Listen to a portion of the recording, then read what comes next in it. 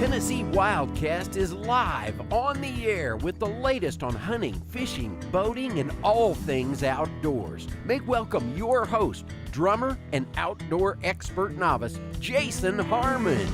Hello, everybody, and welcome to this edition of Tennessee WildCast. Hey, we're excited about today's show. We are at Normandy Reservoir at the Spartan Springs public area. Folks can come out here and fish, launch their boat, have a great day on the water.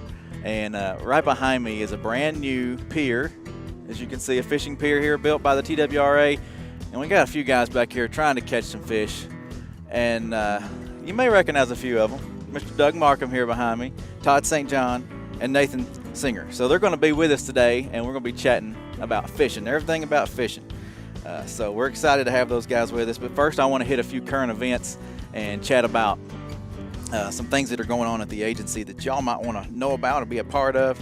The big thing that's going on right now is the elk raffle. If y'all had a chance to be a part of the elk raffle last year, you know it was a big success for the agency, and this year they've even stepped up the game. It's pretty awesome. But you can go to TWRF.net to do the elk tag raffle.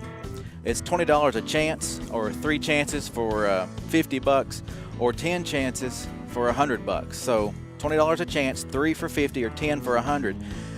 The winning tag, or the winning draw, first place, you get to hunt in the Premier Elk Zone #1.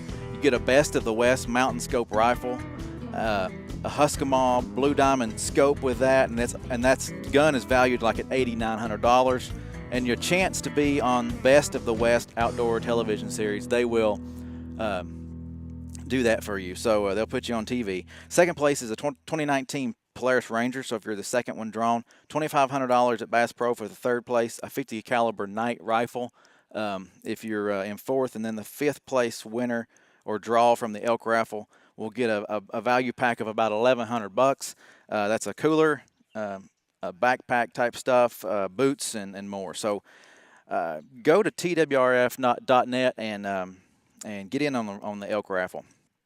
One other thing I want to talk about is Free Fishing Day. June 8th is Free Fishing Day. That's coming up pretty soon. So make sure you mark your calendars for that. And the Free Fishing Week is the 8th through the 14th of June. That's on page 26 of our fishing guide. And that looks like this now. You can find it in Walmart or in stores near you. And like I said, page 26 is the Free Fishing Day and Free Fishing Week information. New regulations are on page 4. It's a great thing to have in your boat, have in your backpack, in your tackle box, and that kind of thing. Also, I want to mention this real quick. Get your license. It's a small cost, less than 11 cents a day. You can fish in Tennessee every day of the year. The hunt and fish combo is $34. The junior combo for ages 13 to 15 is $10. A 1 day with no trout, 13 to 64, is $6.50. A 1 day with trout for 16 to 64, ages 16 to 64, is $11.50. All this can be found on page 6 and 7 of that fishing guide. So, like I said, the $34 fish combo is 11 cents a day, less than 11 cents a day to fish. And you can add a collector's card for $5, and that helps the agency out as well. And it's a pretty cool collector's deal. So take somebody fishing. 12 and under does not need a license, but you may be required to have a few permits depending on what body of water you're fishing on. So make sure you need or don't need those permits for kids fishing that are 12 and under. So. All right, I think that hits all my current events. Make sure you go to gooutdoorstennessee.com. That's where you'll purchase your licenses. Or you can go to tnwildlife.org and purchase them there too. So let's catch up with these guys. First, I want to bring up longtime friend, agency personality, great guy. He worked with us for a long time, Mr. Doug Markham. We're going to pull him up here and chat with him. He was a longtime host with me on this show, and it's great to have him back. Excited to have him here, and he's trying to catch a fish. Doug, did you catch a fish? 10 or 12. 10 or 12. See, he's already telling fishing stories. But anyway, Mr. Doug Markham, glad to have him back with us. How you been doing, Doug? See you. Good, Jason. How are you? I'm doing great. So you've been doing some fishing? A little bit. A little bit? I have been in Middle Tennessee fishing a little bit out of Percy Priest. Awesome. So I jumped on your Facebook page yesterday, and I found a few pictures which you've been posting. So you have been catching a few. You've not been telling too many stories. well, there's other people there that let me hold the fish sometimes, but yeah, I've caught some of them. Yeah, I'm gonna flip through and let people see them. But you've been catching some bass, some crappie. Even I seen you fishing with Vernon Summerlin. He was catching some. He caught a stripe or a white bass. Caught a bunch of them one day. Catfish and all that. So tell us what you've been using, how much you've been. Well, tell us a few fishing secrets. I don't know how tight they can get on this, but I mean, just something like this. The other day, it looks like a minnow in the water, and this time of year, so many things are close to the bank. They're chasing minnows. They're hungry. Some of them are spawning or getting ready to spawn. And if you throw anything up there that looks like a minnow or a crawdad, you can catch fish. Mm-hmm. And it might be anything. We caught a nice channel catfish the other day on a crankbait, which is not terribly uncommon when those minnows get running against the bank. And caught a bunch of white bass or stripe, and caught some nice crappie that were just up there with the bass and the other fish running around with them for some reason. Yeah. And some really nice fish. Didn't catch a bunch of crappie, but just whatever was in that group chasing minnows. It's just fun. It's a fun time. Find you a good windy bank and find some minnows on that bank, and you will catch fish. Spring is a great time to be out there. It is. Yeah, if you're going to go now. It's sure. It's fun. I haven't had a chance to get out yet. None of my friends have called me. I thought Doug might give me a ring, but no, we've chatted a few times. Right? It's just been hard to get together and get out there, and we'll do it someday. We'll go. There's a lot of good fishing ahead, and summertime's trolling time too. If I've got to where I like to do that in the last few years, and you can catch a lot of fish trolling out in the middle of a lake, just if you find where they get their little pattern going, and they'll be chasing minnows out in the middle too. Cool. So it's a lot of fun. Awesome. And this shot here, you made it and did some deep sea fishing. Is that right? It's off off the coast, I guess. It's off it, and in the fall you can go down to Florida or Alabama and fish off the bank, and these big redfish in the fall will run pretty close to the bank within casting distance, and they're a lot of fun. You might catch 1 or 2 a day. You might catch 10. And they just provide a different kind of fishing. Take a big long rod down. You don't have to. You can take just a regular rod, but we like to take surf rods down there just because it's different. And you get you some cut bait and throw out and just sit down and wait. Talk to your friends and just wait for them to latch on. And they're a lot of fun. That's cool. That looks like a lot of fun. And did you catch anything else other than those? Or That's all. Sharks or well, anything? That's a red drum or a redfish, but we also were catching blacks, and those things really fight. Black drum, they're not near as pretty as a red, but they sure do fight good. But we caught those, and my friend Ronnie 2 years ago would catch a shark or two, a small shark there, and you never know. You might catch a flounder, you might catch a trout. I think he caught a trout or two. Wow. Speckled trout, but that's the main thing on these beaches we go to in the fall is that redfish right there. Well, I'm glad you found some time to get out there and do some fishing, and even get down to Florida and do some of that too. There's you and Vernon doing some fishing there. That's the white bass, I guess. And white bass and maybe some small hybrids or stripers in there. We found a little cove that had wind on it, and we probably caught 100. It was a lot of fun just filling catfish. something by it. Yeah. Yep. So anyway, that's fun. That's awesome. I'm glad y'all had a chance to get out there and do that, and maybe you can get out there soon and do some of that. And that's Todd there with you if you're showing him. Yeah. Yeah, Todd's going to join us. Come on up here, guys. I don't see y'all catching any fish, so you might as well join us. They maybe can't hear me. Come on. Anyway, there's Todd. I guess y'all went out together. We went out and caught a early few. this year. If you get out on Priest at the right time, you can catch a lot of bass. Today I think we just had 4 or 5 fish, but if you get out there in March at the right time, you can just really catch a whole lot of fish from that size up to 4, 5, 6 pounds. Yeah. We didn't get any near that big, but they're just on that bank. It's I don't know if people realize how much these fish get on bank still early part of the year, like March, and it can be a lot of fun. Well, I'm itching to go, and I even want to do some creek fishing too. I enjoy that as well. That's some of my favorite. Nothing better. All right. Well, this is Mr. Todd St. John and Nathan Singer. Todd is one of our Middle Tennessee Fisheries Biologists. He works out of the Region 2 office. And Nathan, he's the Normandy Hatchery Manager. And glad to have y'all with us. Oh, we're glad to be here. Did y'all catch anything back there? I had a few nibbles, yeah. A few I think there's some bites. bluegill in there. We hadn't reeled a big one in yet. So you said you were hoping to catch some crappie that came out of the hatchery, right? I was hoping to catch a big black-nosed crappie. Sure was. Doug, he's got his secret crappie grub here for the world to see. So, Nathan, he's been stocking a lot, and they've been catching a lot here this past couple been a good weeks. year. But awesome. none so far for us today. None so far. So you're using minnows. That's pretty good basic bait to use out here, probably. That's what I was just going to try. Under a float? And, yeah, it had a little slip float rig that you could kind of adjust the depth. And Nathan and Doug, they had their jigs with their secret favorite weapons there, soft plastic. So Bobby Garlands. I threw a rooster tail a couple times there before we started the show, and I had no luck as well. So we're still trying to figure it out. Well, it's a little sunny out. Yeah. So let's start out talking about these piers. This is a new one that we're standing on here behind us, and you've got one next door here that's been there a while and served us great there. And tell us about a little bit about the background behind this, how it got started, why we're building them here and there, and the fish tractors and things going on here in Normandy. Yeah, I guess so our fishing piers, it's just to provide access, bank access for people that don't have a boat or that just want to come out for an hour or so in the afternoons. And we had started over, Nathan, he had led the way over at Morris Ferry. We built, I think we've got like 5 piers over there. 5 piers there, and then, the community and the Air Force Base helped out a bunch. Right. With, what lake is that? Access. Woods Reservoir, Okay. Morris Ferry. And so, yeah, it's got a greenway path that connects. And, yeah, that was a partnership with Arnold Engineering Development Center. And this project here was a partnership with the Tennessee Valley Authority. And so same here, we've got a public access site, boat ramp, courtesy dock for the people that have a boat that can fish the lake, and then so we built the piers just for bank fishermen to have access as well. And weren't there some partnerships to get these going, or are these fully funded by the agency? Yeah, these 2 here, it was a partnership with the Tennessee Valley Authority. Okay, all right. So that's they had supplied money for us to build these things. Awesome. So, Yeah, it's been a good project. There's been some comments, I guess, some new people in the area asking about more of these places, Gotcha.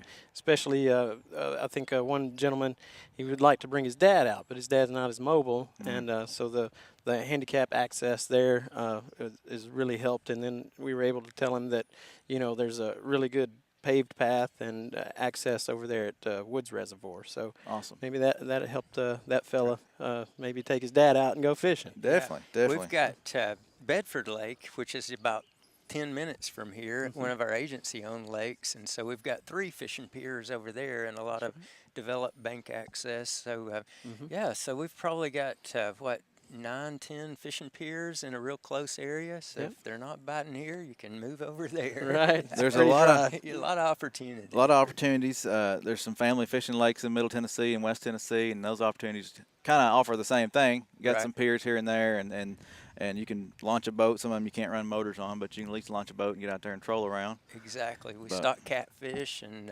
so they are very good places to go and take kids, family to fish. For sure. So also, let's tell them here at Barton Springs, there's a campground right across the way. If you want to camp, that's part of TVA's property there. Right. So you can come out here and camp and fish and have a good time, right? Y'all mentioned the river too.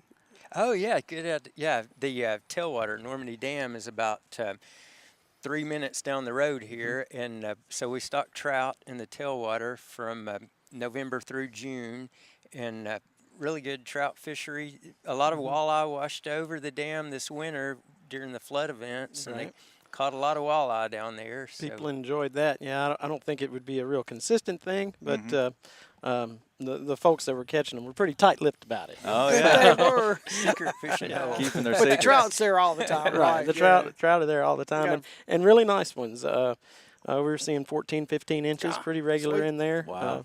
So they're growing nicely on And this is kind of a smaller tail. It's Duck River, right? And it's kind of a smaller tailwater versus some of these bigger ones that you see across the state. It feels real comfortable to fish. It is. Also, a lot of good access, though, bank access. We allow people to access the tailwater behind Normandy Hatchery, which is couple miles at least. Yeah, it's at least a mile in the horseshoe bend there, and it's kind of a unique area. I mean, it's almost a refugium for some of those trout, and they're able to get a little bit of size on them, and there's some deeper pools that you can't necessarily wade, but so it's definitely kayakable though, right? You can get a kayak or canoe down there and get to it easy. It's not only trout, as we mentioned walleye, but there's also a few black-nosed black crappie that wash over that they're catching back there. So a lot of opportunities black around. perch, the red-eye rock bass. Yeah. Is smallmouth in there very much? A few. They're tend to be a little bit small, just because for whatever reason, maybe there's just not enough forage there in that colder tailwater. But cold, that's the key, I guess. Yeah. It's being so cold. Yeah, it's great. There's a lot of fishing within a couple miles of this place. Right. Great. A lot of Exactly. kind of So fishing. you can go camp and take off and fish a different spot every day. Right. So. Yeah, That sounds like a good idea. Yeah. Well, I drove through the campground earlier. I thought, man, this would be a great place to bring the family and just hang out for a weekend, you know? Yeah. So a lot of opportunities right here. Tell us how folks can get to the hatchery and to these different areas. Can you visit the hatchery and take tours or anything? Do y'all offer that? Yeah, for organized groups, we like to have just a little heads up, and because there are times that are really good to visit the hatchery. That's usually when we're the busiest. When there's fish in the building and eggs hatching and things like that. Right. It's a pretty intensive period, but that's the best time to come. That's usually later March on up into April, and then again in June. The late May, we might have some striped bass in the building. But we have an open house. It's typically the last weekend, the last Saturday in March. Okay. It kind of depends on what Mother Nature throws at us. So we don't put a firm date on that. We put a banner out and send out a little advertisement the week of. Sure. So, it's a nice time. So that's just past us, but that'll roll around next year, and you can come out and see the open house. So tell folks where we're located, if they don't know where Normandy is, or just a rough location. So I would give Normandy is about 7 or 8 miles from Tullahoma, 15 miles from Manchester, Tennessee. If you know where Bell Buckle and War Trace are, those are equally distant, about 15 to 20 miles. Cool. Sort of out in the middle of nowhere. It's Normandy. Yeah, that's great, though. It's a good place to be. Great place to be. Yeah, We were going to go live with today's show, but the signal wasn't that great. So you're in a good spot when the signal's kind of weak. Yeah, true. So anyway, all right. Well, let's chat a little bit more. I wanted to learn about these fish attractors that we're seeing around some of these piers.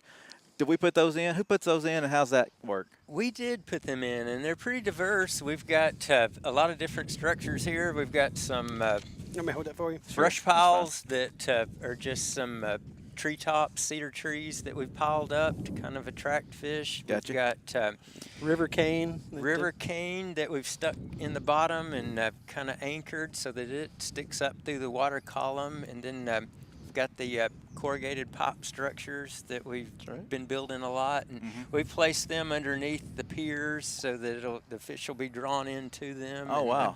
There's, I don't remember how many, we probably put 200 there's a lot or so out around that bigger pier. So the goal is to have enough structure to bring fish in to the pier so that people will be able to catch them. And one thing about this being right here at the boat ramp, they have frequent tournaments, and so their weigh-ins are right here, and they're releasing the bass weekly, and so they'll swim over here to the pier. And that gives a bank fisher an opportunity. Yeah, I've seen several 7 and 8 pound bass that have been caught off of this bigger piers. That's awesome. Gives the bass another opportunity to, find a home quickly in some deeper water, and just sort of, get its bearings, and then go on out back to sea. Yeah. Well, tell us about the corrugated structures. Those are pretty neat. I've seen Barry Cross put together a video of how those are put together, and some of the. They are neat. They are quick and efficient to build, and they last a long time. And it's something that we can build on rather than having to go back and refurbish every year, like with Christmas trees, and not really get ahead. That's what we did for so many years, and it is, they're made, the corrugated pipe is a number 2 HDPE, high-density polyethylene, which is the same plastic as you're drinking out of right here. It emits, there's nothing toxic about it, and it serves a purpose. It's buoyant. The arms of the thing float up, and it lasts for a long time, and it attracts fish. Yeah, it has a lot of surface area on it for algae to grow on, which bugs will graze on it, and then fish will attract to that, and sort of kind of start the whole chain reaction of small fish, big fish. Right. Yeah. You can step out on this pier in the summer when the water clears, and it's just a whole carpet of bluegill that are hovering right above those things. Wow, so that's kind of cool. Yeah. So they work. We've built out in the lake this winter. We spent a lot of time on several different sites that we have marked either with a PVC pole or a GPS coordinate that should be really good fish attractors and on humps that have probably 50, 75, even maybe 100 of those that encircle a stake bed, and we've got different types of structures. So yeah, I'm anxious to go fish them myself. Go try them out. We have hit them with an electrofishing boat. Nathan can tell you about that recently. Yeah, they really do show up. It's amazing that how quickly something could just orient to a structure that's on the drawdown reservoirs where you get a lot of exposure in the winter. Your natural structure tends to decay over time, and so you lose your stump rows and things like that. So essentially, you're just replacing those, and it gives them shelter and comfort and a location, and it just, as Todd phrases it, brings fish and fishermen closer together. Yeah, there you go. And it's not just crappie. There are a lot of bass that hover around those things. Bass, crappie, bluegill, everything, because the bait fish are there. That's the key, I guess. Awesome. Well, let's jump into what's going on at Normandy. Normandy Hatchery, like we talked about earlier, it's only about a mile down the road. What's some of the things that are going on there? Spawning hybrids and bunch of other stuff. We just finished spawning hybrids with some help. Lyle Mason came down, and he's very talented and just an expert with those striped bass. He's been around a long time. He has, and so he helped me out, and we were able to spawn a few and just create enough fry to satisfy the state's demand. So that's pretty exciting. They're in the building right now, and from egg to larva to fry, it takes about 4 or 5 days before they can even start feeding. They have a whole, kind of like a tadpole. They go through a metamorphosis. Sure. To as far as developing a digestive tract and a mouth and gills. Up until this point, they've been breathing from their skin and living off of a yolk sac. Wow. So it's interesting to. But that's cool to watch. It is. It is, and so. They are they're feeding now. We hatch brine shrimp, which are the sea monkeys, if you remember those as a kid, and they'll feed on those for up to 2 weeks before we distribute them to other hatcheries and to place in our hatchery ponds to grow out. But yeah. So how big do you grow them before they get into the water? 3 to 4 inches is a great a size there. They seem to recruit really well in the reservoirs after that. So we're happy if we get 3 inches. We sort of go by number per pound as opposed to lengths a lot of times. Gotcha. So 300 to the pound is a good stockable size. So they're coming from you guys. Y'all are growing them out, and you're sending them to the other hatcheries to later disperse across the state? We usually send fry to the other hatcheries, okay, and they'll remain in the ponds for 45 days up to 2 months, depending, and then we'll send them out to the reservoirs. We'll send them to different hatcheries that are closer to the lakes that are demanding these fish, so it just makes the logistics work out a lot better. Sure. They're getting good too. This was the first year I remember in a long time where they all spawn during the day. Most of the time with hybrids, you have to stay up 2 or 3 nights in a row, and it gets hard. Yeah. Babysit them. Blind squirrel finds a nut every once in a while. It was a really volatile spring, I would say. Gotcha. We had a lot of flooding, which didn't work out so well for us for the walleye, where we normally collect those. They were the water that would normally be 10 foot deep was 45 foot deep, so we couldn't collect them. But we were lucky enough to find some here in Normandy and in the tailwater here. And then to make hybrids, it worked out in our favor that we had a lot of flow, and we were able to go locally to the Elk River and find the white bass and the striped bass that we needed to make that happen. Awesome. So the hybrid, it's a striped bass female, big striped bass, and then the white bass male that produces that hybrid that exhibits that hybrid vigor that they're really ferocious. So fun to catch. Yeah. Awesome. So talk about the walleye harvest. You're getting ready to start trying to harvest some for birdfish, is that right? Right, that's right. We started back in March, the middle of March, collecting walleye, and it'll take them after we spawn them, it takes a couple of weeks for them to hatch. From that point, we move them out into the ponds, and they'll stay 30 days, a month, and we'll begin our harvest. And the crew is back at the hatchery now, and they're seining the walleye ponds just to determine their size and where we perhaps should start our harvest. But we plan on harvesting next week. Cool. Beginning that.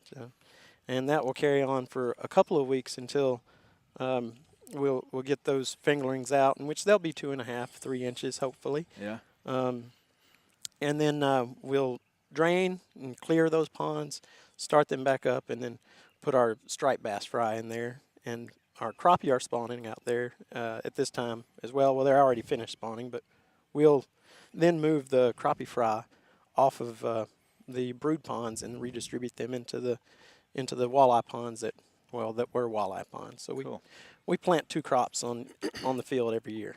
So when do the walleye hit the water? They hit the water, May 10th is probably where we're going to be looking at. Cool. You've got how many ponds now of walleye? We have 14 ponds of walleye. Wow. 17 acres in total. And what bodies of water, though? Where are you going to be sending those? Well, so locally it's Normandy and Timms Ford. Okay. Center Hill Lake. Chickamauga gets some. Del Hollow. Old Hickory. Old Hickory, definitely. Cheatham. And they're kind of the middle Tennessee, closest to us before you get into East Tennessee. Yeah. Right. Cool. And then before we run out of time, you're completing new ponds, so you got a little expansion going on there? Yes. We're pretty excited about that. So we have 8 new 1-acre ponds. We have 1 reservoir pond, which is essentially a higher elevation pond that will, the gravity, if we fill that pond, the gravity will fill those the other ponds, and we don't have to rely on pumps. It's all gravity fed. It's pretty nice. That's cool. That's cool. Well, doing great work. Fisheries are always busy. Like you said, not just working in daylight hours. Y'all are up at all nights and working hard to provide opportunities for these fishermen in Tennessee, and we appreciate what y'all do. Yeah, well, thank you. Thanks. Having a good time doing this is it. fun. Appreciate y'all coming out and being on the show. It was fun to be on location here and check out this new pier and all the work that's been going on. Doug, thank you.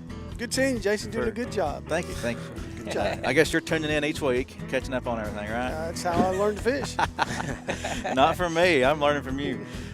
So anyway. Let's go catch some fish. Yeah. Hey, these guys, I don't work there anymore, and I always said good stuff about them. Now that I don't work there anymore, I still say good stuff about That's them. good. These guys work really hard for fishermen in Tennessee. They do a great job. Always have. Thanks. Thank you. Yep, they sure do. They sure do. Well, guys, thank y'all. Thank y'all for tuning in. We'll be back next week for another episode of Tennessee WildCast. And how about y'all go catch some fish? Sounds like a We'll good try. idea. Let's go do it. Go wear it out. Thanks, guys. All right, see y'all later. Thanks for tuning in. Stay connected with TWRA by visiting our website at tnwildlife.org and follow us on Facebook, Twitter, and Instagram. Hey, it's all about Tennessee wildlife. It's what we do. Tennessee WildCast will be on the air again next week. We'll see you then.